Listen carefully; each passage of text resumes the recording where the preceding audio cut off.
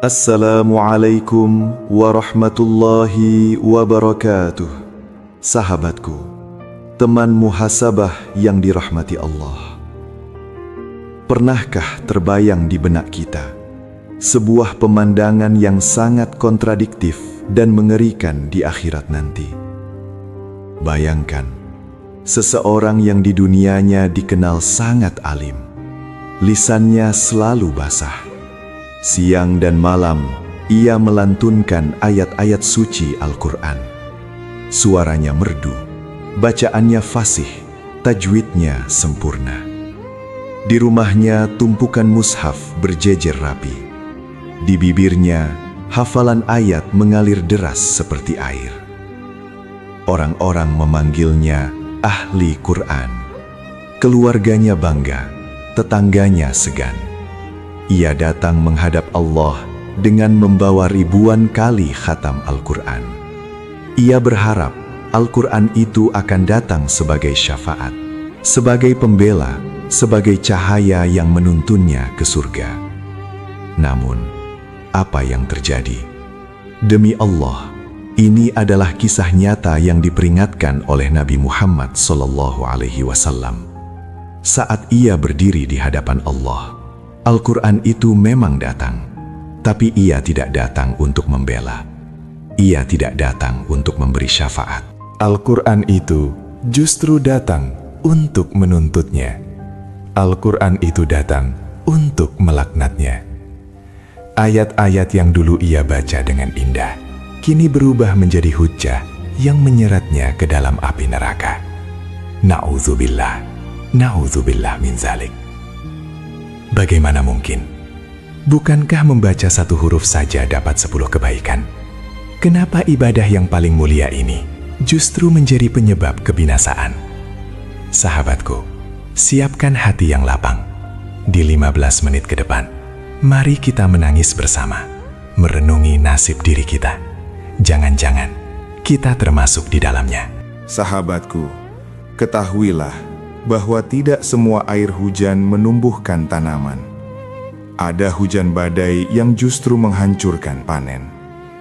Begitu juga dengan bacaan Al-Quran. Rasulullah SAW, manusia yang paling mencintai Al-Quran, pernah bersabda dengan wajah yang serius.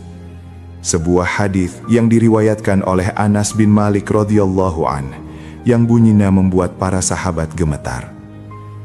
Rubba qari'il Qur'ani wal Qur'anu yal'anuh. Artinya, betapa banyak orang yang membaca Al-Quran, namun Al-Quran justru melaknatnya. Kalimat ini pendek, tapi tusukannya sampai ke ulu hati. Banyak, Nabi bilang banyak, bukan sedikit. Artinya, fenomena ini umum terjadi. Mungkin terjadi di masjid-masjid kita, di rumah-rumah kita, atau bahkan di lisan kita sendiri saat ini. Apa arti dilaknat? Dilaknat artinya dijauhkan dari rahmat Allah. Bayangkan, kita sedang membaca kalamullah, perkataan Allah, untuk mencari rahmat, tapi yang didapat malah pengusiran dari rahmat itu.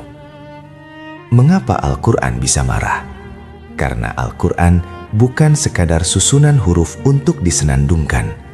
Al-Quran adalah ruh. Al-Quran adalah pedoman hidup. Jika kita membacanya, tapi kita mengkhianati isinya, maka huruf-huruf itu akan menuntut pertanggungjawaban. Mari kita bedah satu persatu. Dosa-dosa tersembunyi apa yang membuat seorang pembaca Al-Quran justru dimusuhi oleh kitab sucinya sendiri? Sebab pertama, dan yang paling sering terjadi, adalah membaca tapi tidak mengamalkan.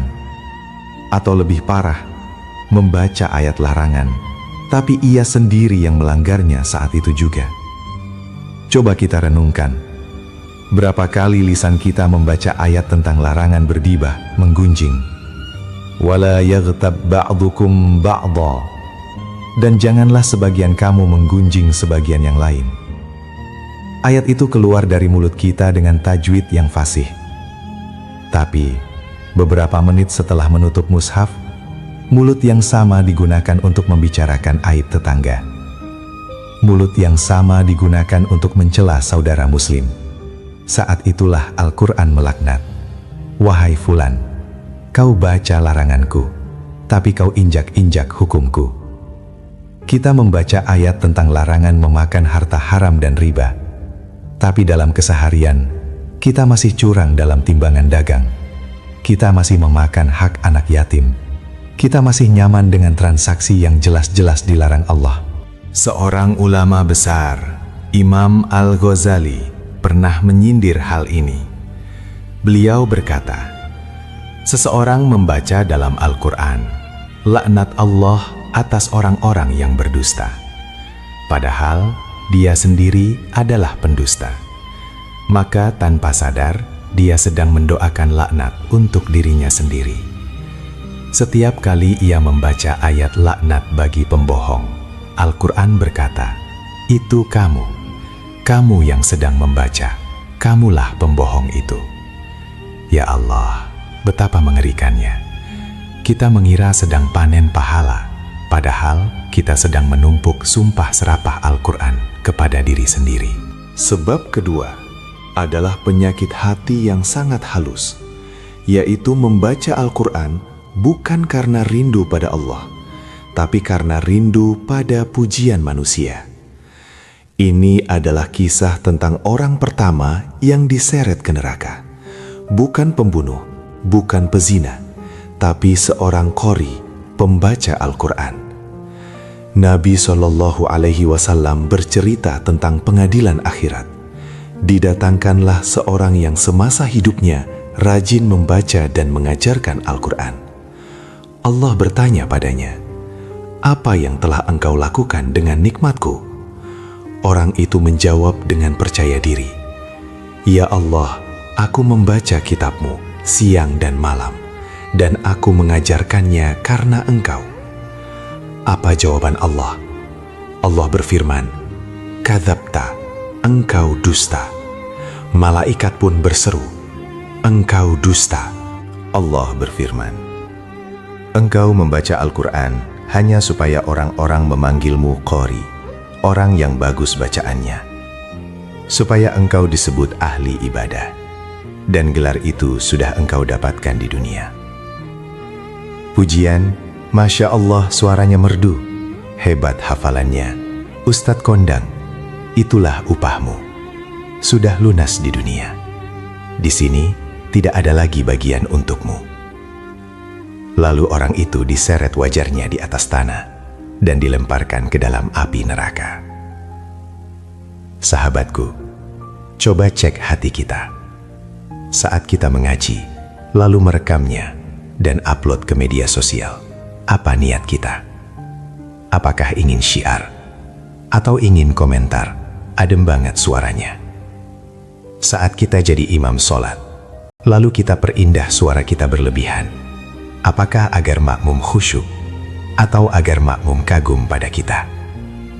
Jika ada sebersit saja niat ingin dipuji, hati-hati. Al-Quran itu suci.